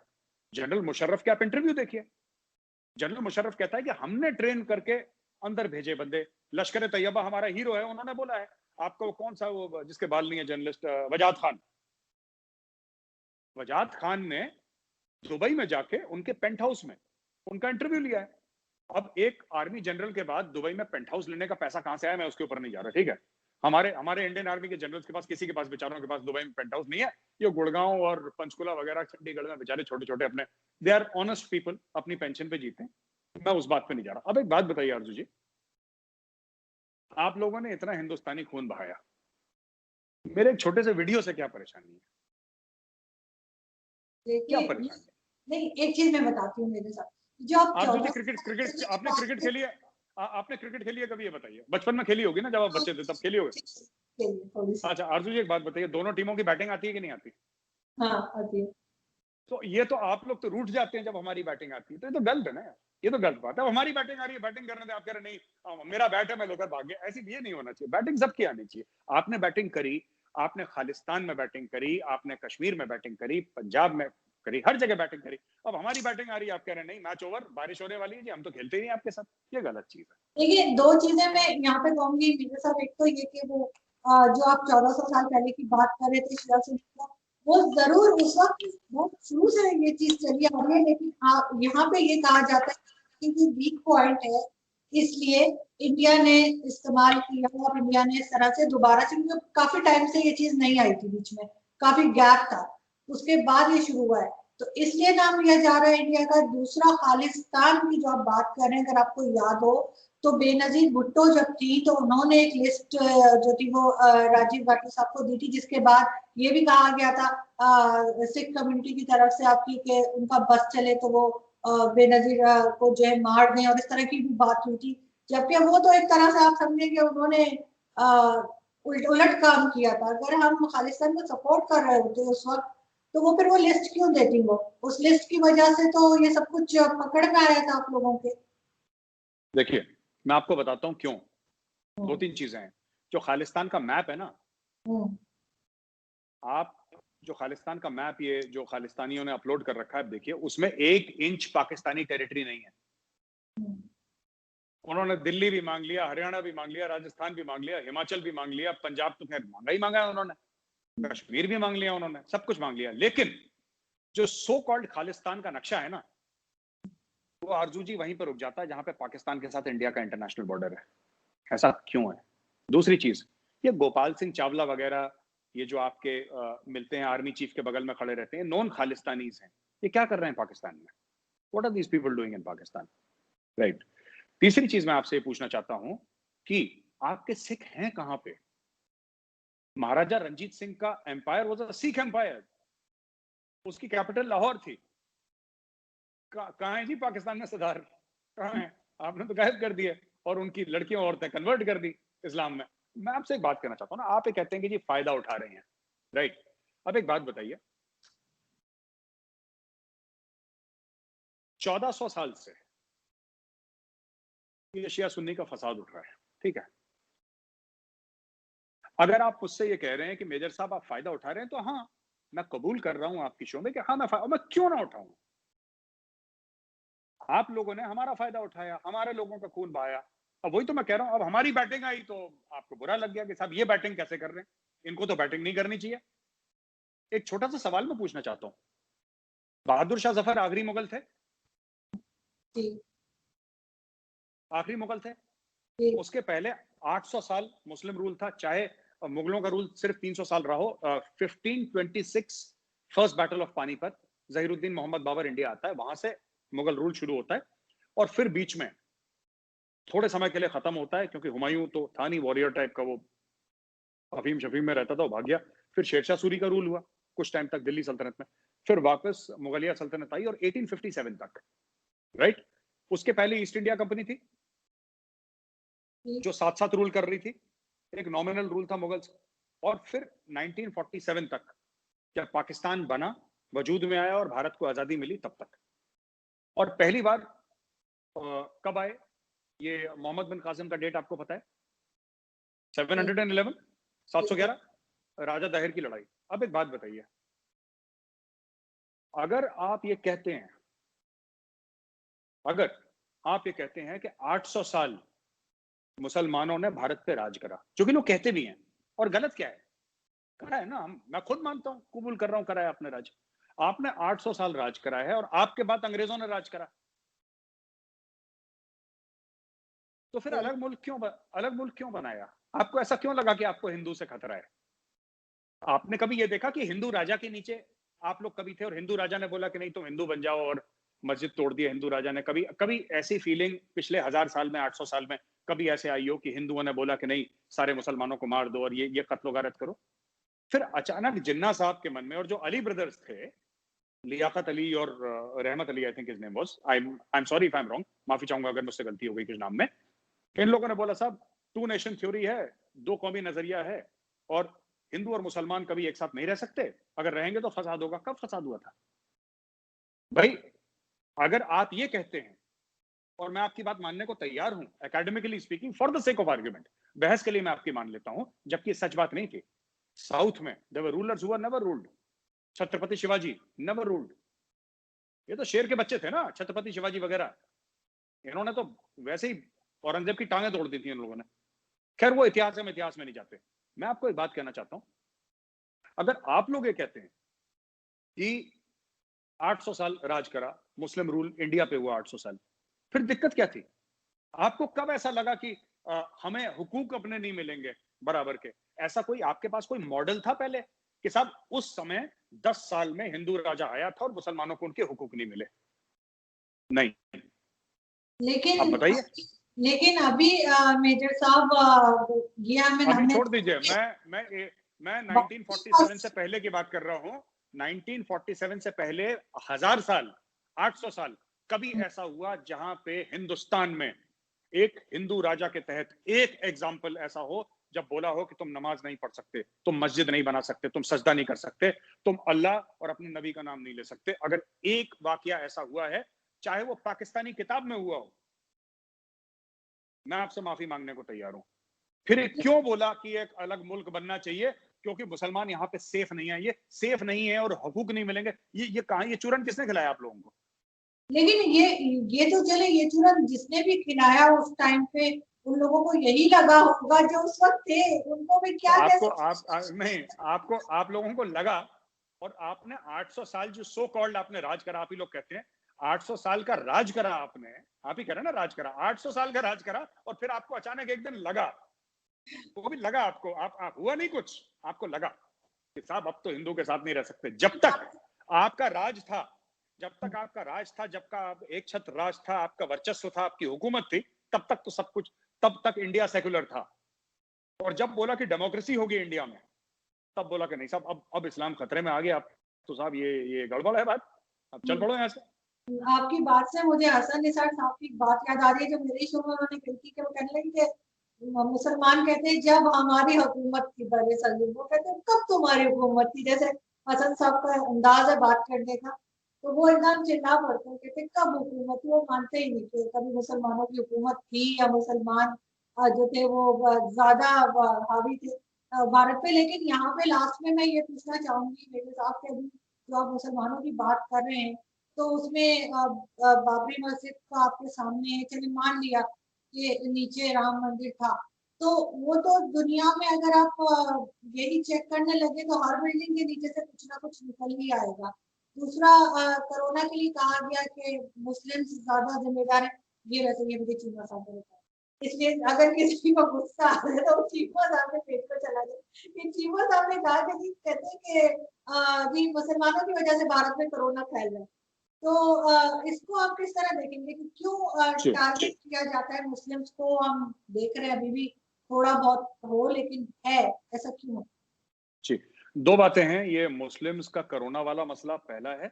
जो आपने पहले बात करी थी ना, आपने क्या बोला था अर्जू जी? आई एम सॉरी, आपने, आपके सवाल बड़े लंबे होते हैं, भूल जाते। बाबरी मस्जिद के नीचे कहा गया कि राम मंदिर हाँ, था, लेकिन सर अगर हम हर बिल्डिंग के समझ गया नीचे मैं, समझ जी जी। आरजू जी, पहली बात, वो बिल्डिंग नहीं है, वो प्रभु श्री राम का जन्म स्थल है, पहली चीज। दूसरी चीज, हमारे लिए वो बहुत बहुत ज्यादा पाक जगह है। उस मंदिर को राम जन्मभूमि जिसको हम कहते हैं, राम लला कहा जाता है, the child form of Lord Ram, Ayodhya में। उसके ऊपर बाबर के एक जनरल ने उस मंदिर को तोड़ा और उसके ऊपर मस्जिद बनाया। ये गलत था, नहीं करना चाहिए था। मैं फिर आपसे कह रहा हूँ, वहां पे जो अभी मंदिर बन रहा है, आपको पता है जिन लोगों ने बाबरी, और ये कंट्री है जो 80% हिंदू है, 80% यहाँ पे हिंदू हैं, फिर इस कंट्री में हमें मिला कैसे वो? सुप्रीम कोर्ट से केस लड़के। हमने ये गुंडागर्दी नहीं करी कि हम हिंदू हैं, सारे मस्जिदों तोड़ो, सबके मंदिर बनाओ, हमारे साथ गलत हुआ है। नहीं, वी वेंट टू कोर्ट। और जिन्होंने तोड़ा बाबरी मस्जिद, उनके ऊपर क्रिमिनल प्रोसीडिंग्स चल रही हैं, जिसमें कि एलके आडवाणी साहब का भी नाम है, जो बड़े सीनियर लीडर थे, मिनिस्टर रह चुके इंडिया के, वेरी सीनियर लीडर। उनके ऊपर केस चल रहा है, कई 100 लोगों के ऊपर केस चल रहा है वहां पे। तो साहब आप ऐसा नहीं कह सकते, जो भी हुआ है। मैं एक बात कह रहा हूं, हम क्यों जो हिंदू हैं, हम क्यों हर समय माफी मांगते रहे कि साहब हम हिंदू हैं तो साहब गलती हो गई साहब? क्यों? हमें हक नहीं है अपना पूजा पाठ करने का ऐसे वतन में, ऐसे मुल्क में जो कि 80% से ज्यादा हिंदू है? क्यों नहीं है हमें? अगर वहां पे मस्जिद बनाए तो क्यों बनाया? जो बाबर का वो जो सिपा सालार था, वो क्रिमिनल था, ही वाज अ क्रिमिनल। जो कौन सी लाइब्रेरी है यहाँ पे, तो हिंदुस्तान में तो ऐसे ऐसे ड्रामे हुए ना, साला सर्कस बना दिया लोगों ने यहाँ पे। वो जो नालंदा की या कौन सी लाइब्रेरी में नाम भूल रहा हूँ, उस जिस बंदे ने, बख्तियार खिलजी था उसका नाम, जिसने वो पूरी लाइब्रेरी जला दी हमारी, उसके नाम पे रेलवे स्टेशन बख्तियारपुर। मतलब जो आपकी गर्दन काटे उसके नाम का आपने, क्यों भाई? ऐसा होता कहां पे है? मुझे एक बात समझ में नहीं आ रही। हम ये नहीं कह, हम कभी किसी के मुल्क में ना बाहर ऐसे नहीं गए कि यहाँ से वो कहते हैं ना कि हमने सहराओं में दौड़ा दिए घोड़े हमने। इकबाल साहब की वो नहीं, शिकवा जवाब शिकवा, अगर आप कभी सुने, बिल्कुल है मेरे पास। साबरी ब्रदर्स ने बहुत अच्छी गाई है कव्वाली, अब सुनी है, बहुत लंबी सी है, but it's a very beautifully rhyme this thing. ठीक है ना? एक ही सफ में खड़े हो गए दोनों महमूद अयाज, ना कोई बंदा रहा ना कोई बंदा नवाज। देखिए ये सब बातें फिल्मी हैं, ये सब बातें फिल्मी हैं। आप एक बात बताइए, ठीक है मुगल आके इस मिट्टी के हो गए, हमने मना नहीं करा इस मिट्टी के हो गए, ठीक है, नो हार्ड फीलिंग्स। बुलाया तो हमने नहीं था कि तुम आ जाओ, राइट? आपके कॉमेडियन है उमर शरीफ, एक बड़े फेमस कॉमेडियन है, मैं एक जमाने में बहुत फैन हुआ करता था, लेकिन उनके एक बयान से मेरा इतना दिल खट्टा हुआ, मैंने उस आदमी की शक्ल देखना गवारा नहीं समझा। जब पाकिस्तान वर्ल्ड कप में हारा तो उन्होंने अपनी शो में क्या बोला कि तुम चिंता मत करो, फिक्र मत करो, एक दिन तुम जरूर जीतोगे। आखिर सोमनाथ का मंदिर भी 17 बार तुमने अटैक करने की कोशिश करी, 18वीं बार तुम जीते, तब तुमने मंदिर तोड़ा। उनका आप जाइए देखिए, मैं ये पाकिस्तानी टीवी पर है, ये आपको यूट्यूब में मिलेगा, उनका डायलॉग है। तो मतलब आपके हीरो वो हैं जो हमारी औरतों के साथ गलत करें, आपके हीरो वो हैं जो हमारा गला काटें, जो हमारे मंदिर तोड़ें, जो हमारे साथ लूटपाट करें, और सारा सेक्युलरिज्म का ठीकरा जो है हमारे सर पे आके फूटे कि अगर मैंने बोल दिया गलती से किसी को जय श्री राम, या मैंने किसी को बोल, जय श्री राम का मतलब क्या है? जय मतलब विजय, विजय यानी जीत, जय से वर्ड आता है जीत, उर्दू में भी जीत बोलते हैं ना, वो जीत गए, प्रभु श्री राम जीत गए, या हम चाहते हैं कि प्रभु श्री राम जीते। अब क्या बोले प्रभु श्री राम को, क्या बोले कि ना जीते, वो ऐसा थोड़ा ना बोल सकते हैं। तो अगर मैंने ये बोल दिया कहीं किसी में, तो भाई गौरव आर्या फिर कम्युनल हो गया ये। मतलब जब तक मैं अपने खुद के मजहब को, अपने धर्म को जब तक मैं गाली दे रहा हूं, तब तक मैं बहुत बड़ा सेक्युलर हूं। मैं अपने देवी देवताओं को गाली दे रहा हूं तो मुझसे बड़ा सेक्युलर कोई नहीं है।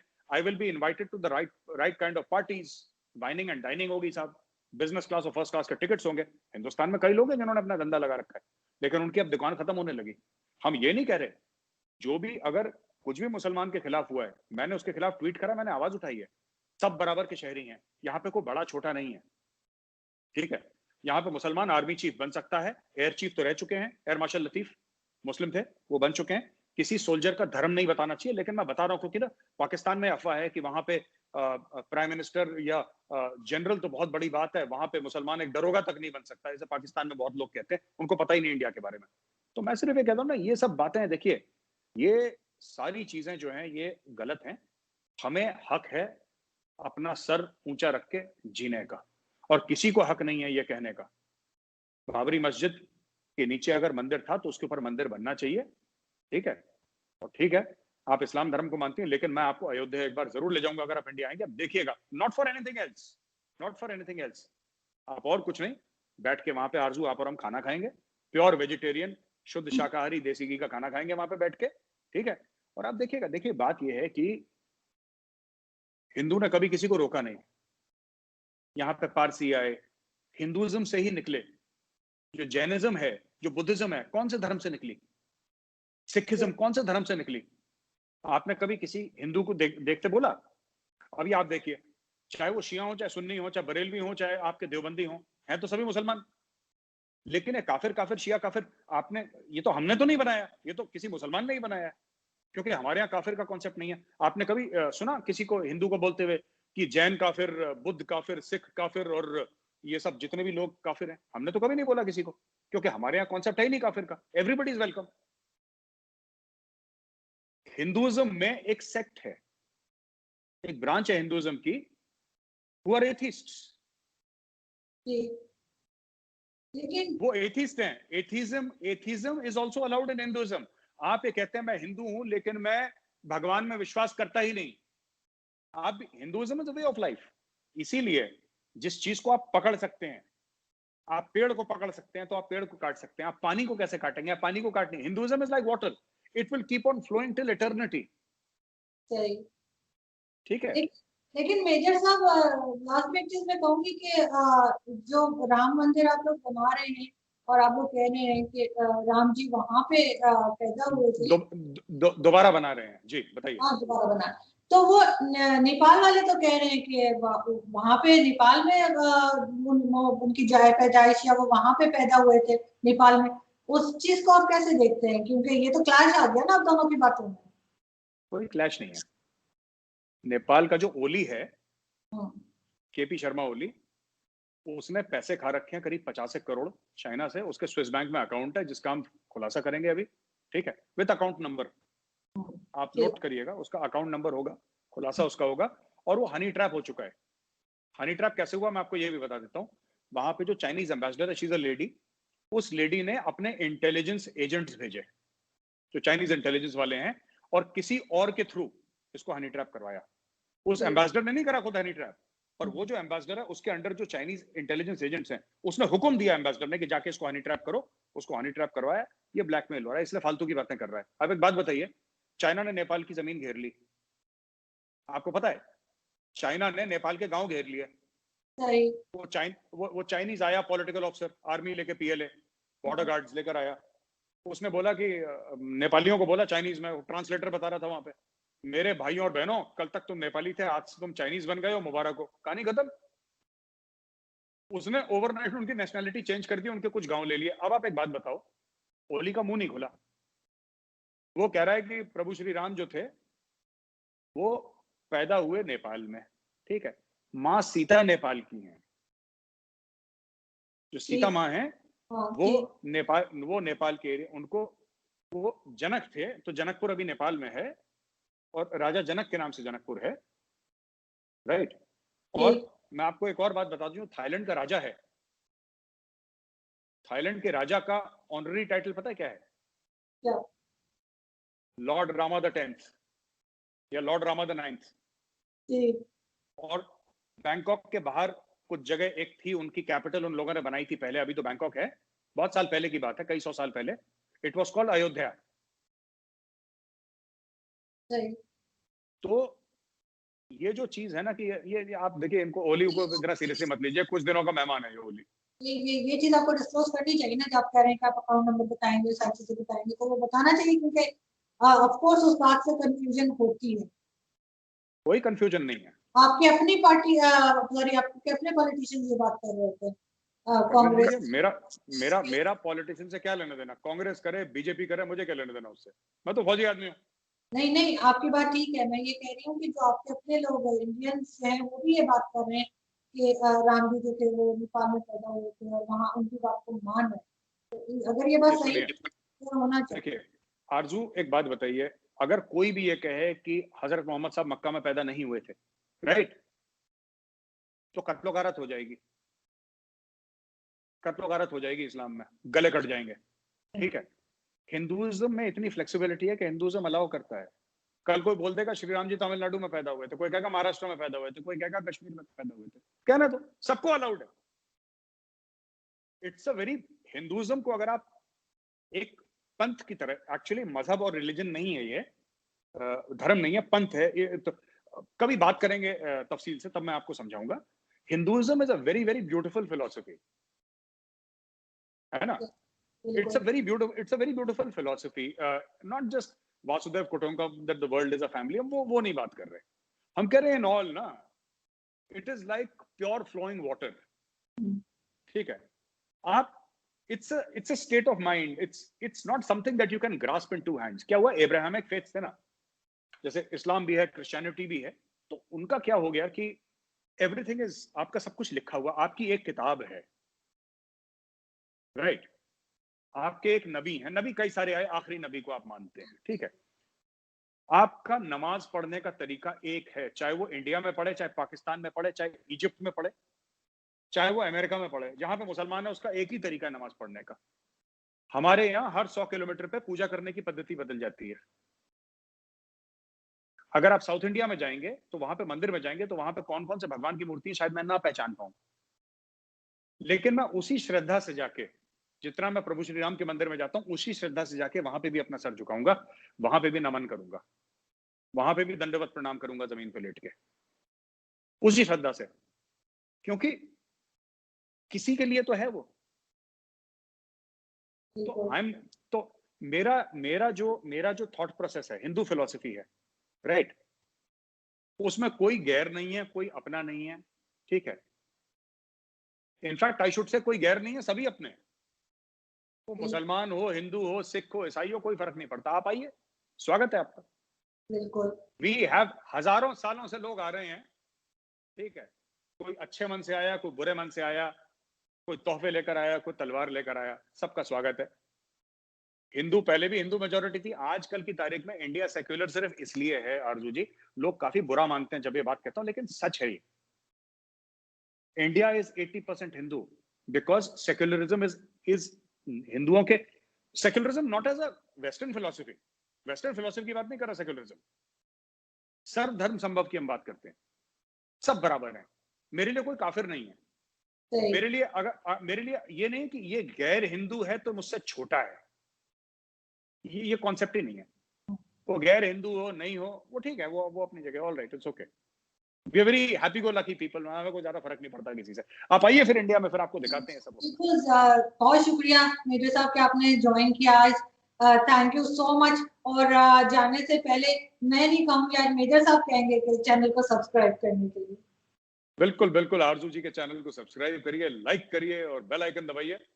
और आरजू जी आप खुश रहिए, आबाद रहिए, दिल्ली रहिए, इस्लामाबाद रहिए, कोई फर्क नहीं पड़ता. Have fun. ठीक है. मैं तो जरूर आऊंगी, विजिट करूंगी. और बिल्कुल आई होप कि आप मुझे जो जगह बता रहे हैं वहाँ पे आप मुझे लेके जाएंगे. और खाने पीने की मैं शौकीन हूं, तो बिल्कुल we will show you the architecture of ancient India. कई लोग ये कहते हैं ना कि मुगल आने से पहले हिंदुस्तान में सब जाहिल थे. कई मैंने पाकिस्तानियों को देखा है कि जाहिल थे. मैं आपको दिखाऊंगा तब आपको पता लगेगा कि ये जमीन थी क्या. और आखिरी एक बात कह दूं, लोगों को बुरा लगता है बड़ा, मैं ये ओवैसी साहब के भाई हैं वो बुरा मान जाते हैं हैदराबाद में बैठे बैठे, तो मुझे भी लगता है यार कहीं बुरा ना मान जाए. ये लोग कहते हैं ना कि ताजमहल बनाया. आखिरी ये मेरा बयान है कि ताजमहल बनाया शाहजहां ने. बनाया किसके पैसे से बनाया? वो जो ताजमहल बना आरजू जी, किसके पैसे से बना? क्या उसका कोई, शाहजहां का कोई बिजनेस था? क्या उसके कोई शॉपिंग मॉल थे? क्या कोई प्लाजा था? कोई कार की डीलरशिप थी? कोई उसकी फैक्ट्री थी लैपटॉप या मोबाइल फोन बनाने की? उसके पास पैसा तो तभी आया ना जब लोगों ने टैक्स दिया. उस टैक्स के पैसे से तो ताजमहल बना. और उस जमाने में 96-97% ऑफ इंडिया वाज हिंदू. उस जमाने में भी टैक्स होता था. टैक्स होता था. आपने नहीं सुना जजिया? अच्छा, नहीं मुझे नहीं ख्याल कि नहीं. बादशाह के पास तो वो एक हमारी एक तस्वुर होता है ना कि बड़ा पैसा होता है. वैसे नहीं, तो बिल्कुल होता है, बिल्कुल हाँ. होता है. The Mughal Kings were richest in the world. मैं आपसे ये पूछ रहा हूँ पैसा आता कहां से? कौन देता था वो पैसा? हाँ, कोर्स, हाँ. आवाम के साथ जो आवाम के साथ. पाकिस्तानी गवर्नमेंट है या इंडियन गवर्नमेंट है, उसके पास पैसा कहां से आ रहा है? बिल्कुल. अगर मोदी जी ये कह रहे हैं कि मैंने सड़क बनाई है, ब्रिज बनवाया है या कुछ भी बनाया है, तो टैक्स का ही तो पैसा है वो. तो बादशाह के पास जो पैसा था वो टैक्स का पैसा था. और चाहे वो हिंदू राजा हो या मुसलमान बादशाह हो, सबके पास जो पैसे आते थे वो तो टैक्स से ही आते थे. या किसी ने कहीं लगाए होंगे, किसी को ब्याज पे दिए होंगे, बट वो भी पैसा जो उन्होंने ब्याज पे लगाया है वो कहां से आया? वो तो टैक्स से आया। तो जब जिस जगह 95 to 97% पॉपुलेशन हिंदू थी, वहां पे शाहजहां ने अगर ताजमहल बनाया तो किसके पैसे से बना? वो तो किस चीज का गुरूर है कि मुगलों ने ताजमहल बनाया? किस चीज का गुरूर है? पैसे तो हमारे थे भाई, हमारे पैसे से बना के कर, और अपनी बीवी के लिए बनाया। ऐसा भी मैं एक मुस्लिम रूलर है जिसकी मैं सच में बहुत इज्जत करता हूँ, शेरशाह सूरी है।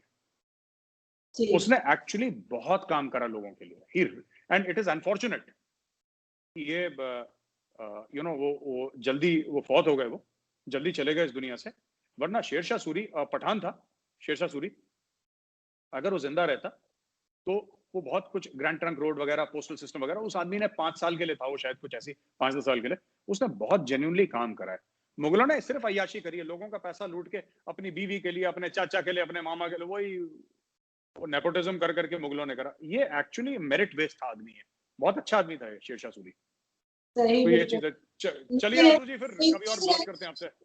एक 30 सेकंड अगर आप दे दें कि ये जो अभी आपके यहाँ लेटेस्ट न्यूज चल रही है ड्रग्स के हवाले से, उसमें भी ISI को बीच में डाल दिया, उसमें भी आपके पैनलिस्ट कहते हैं कि पाकिस्तान से ड्रग्स आ रही है और पाकिस्तान से जो है ये सब खराबी है, हर चीज पाकिस्तान के बीच में ले आता है। मैं आपको बताता हूँ, पाकिस्तान बीच में नहीं, पाकिस्तान बीचों बीच में। मैं आपको बताता हूँ कैसे, मैं समझा देता हूँ। ऐसा है कि 2 जगह से भारत में ड्रग्स आते हैं ज्यादातर। एक हम कहते हैं गोल्डन ट्रायंगल, जिसमें म्यांमार, थाईलैंड और लाओस है, वो हमारे ईस्ट की तरफ है। थाईलैंड, म्यांमार, लाओस, ये गोल्डन ट्रायंगल है। और एक है गोल्डन क्रेसेंट।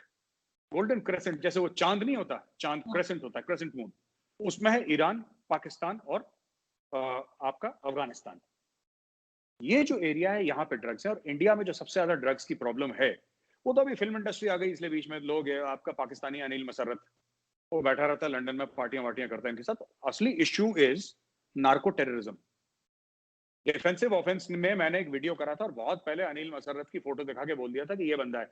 अब इंडियन मीडिया जागा 8 महीने के बाद कि ये है बंदा, कोई कर रहा है। ये सारे के सारे मैं आपको बता रहा हूँ, बॉलीवुड से लोग क्यों परेशान है आजकल। क्या सिर्फ बॉलीवुड वाले ड्रग्स करते हैं? क्या और लोग नहीं करते इंडिया में ड्रग्स? बहुत लोग होंगे जो करते होंगे, लेकिन बहुत लोग हैं। लेकिन आपने बॉलीवुड को रोल मॉडल बना रखा है। आप इन बॉलीवुड स्टार्स की फोटो लगाते हैं घर पे, फिर अगर कोई ड्रग्स करे तो वो तो न्यूक्लियर वेपन टाइप का है ना, जो हजारों जाने बर्बाद कर सकता है। क्योंकि बच्चा क्या सोचेगा 12 साल का, 13 साल का, कि मेरा हीरो ड्रग्स करता है, इसका मतलब it's okay to do drugs, है ना।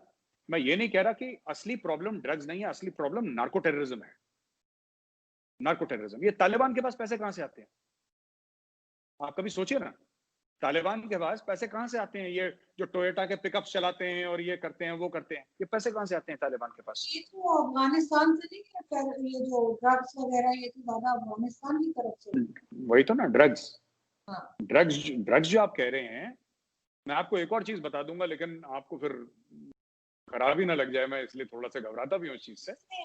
ये आपके 2 गांव है ना, आपके किनियारी और बिन कासिम है, जो बिन कासिम पोर्ट है ना आपका कराची में, तो किनियारी गांव है यहाँ पे।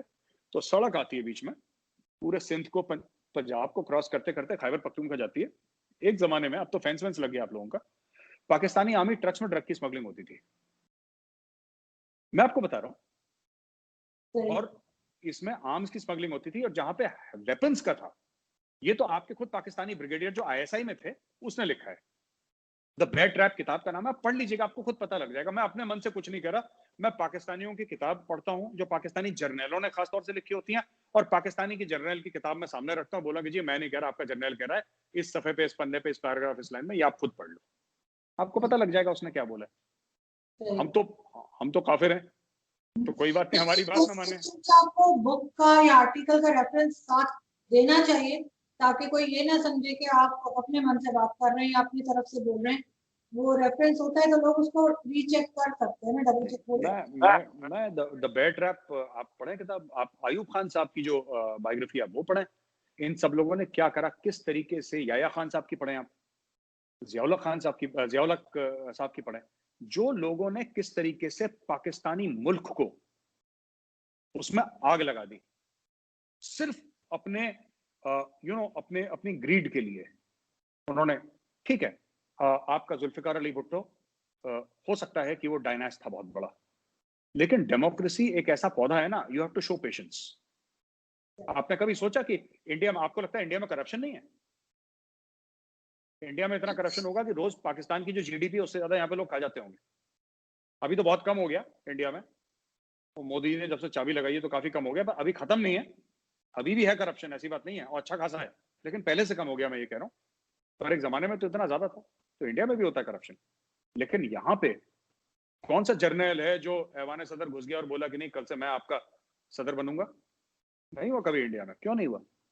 Because Indians are not like that. Parvez Musharraf के वेलकम में जब आपने मलिकाए तरन्नुम नूरजहां के गाने आपने पाकिस्तान रेडियो से सुनवाए थे कि मेरे वतन के सजीले नौजवान, है ना उनका बड़ा मशहूर गाना, तो आप लोगों ने गाने चलाए थे, तब लोगों ने जी भंगड़े पाए थे, लुडियां डाली थी, मिठाइयां बांटी थी कि जर्नैल आ गया, जर्नैल आ गया। तो ऐसे माशरे का कुछ नहीं हो सकता जहां पे आपके हीरोज जंगजू जनरल हो। पाकिस्तानियों के हीरो होने चाहिए साइंटिस्ट। एहदी साहब है ना जो आपके, जो जिनका इंतकाल हो गया अभी, एहदी साहब आपके हीरो होने चाहिए। फैज अहमद फैज आपके हीरो होने चाहिए। आपके हीरोज ही गलत हैं, वो गजनवी और पता नहीं कौन कौन से लगड़ बगे हैं बुरे, और ऐसे हीरोज हैं जी, सर काट दिया और ये कर दिया, पता नहीं किस किस टाइप के लोग हैं, वो हीरोज हैं बहुत बड़े। तो जब फिर आप जैसे आपके हीरोज वैसे होंगे, फिर वैसी बंदा होगा ना, इसलिए तो ये बात है। वाकई में मैं इस बात से आपके एग्री करती हूँ कि हीरोज हमारे जो हैं वो ईदी साहब और पाकिस्तान में बड़े बड़े लोग हैं जिन्होंने इतना अच्छा काम करा है, वो सिर्फ पाकिस्तानी नहीं, वो ग्लोबल हीरोज हैं। बिल्कुल मैं खुल के कहता हूँ, एज एन इंडियन मैं कहता हूँ फैज अहमद फैज मेरा हीरो है, मैं कहता हूँ हबीब जालिब मेरा हीरो है, मैं कहता हूँ, मैं खुद मानता हूँ हीरो होने चाहिए जो जी। प्राइस लेकर आए थे। बिल्कुल जी, जी थैंक यू बिल्कुल। Thank you madam, thank you very much. Hope कि आप एक लंबे टाइम के लिए गायब नहीं कॉल करेंगे। अभी मैं देख रही नहीं थी, बिल्कुल।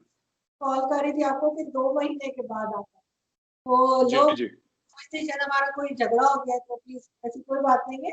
तो होपफुली मेरे साथ आते रहेगी जब भी टाइम मिलेगा। जी बिल्कुल, जी बिल्कुल, शुक्रिया बहुत बहुत। घमासान भी जल्दी शुरू करें, इसलिए कि हम लोग बहुत बोर हो गए। जी बिल्कुल, घमासान शुरू करवाते हैं, जी शुरू वापस शुरू करेंगे, ठीक है। थैंक यू चलिए, सर। नमस्कार नमस्कार नमस्कार, थैंक यू।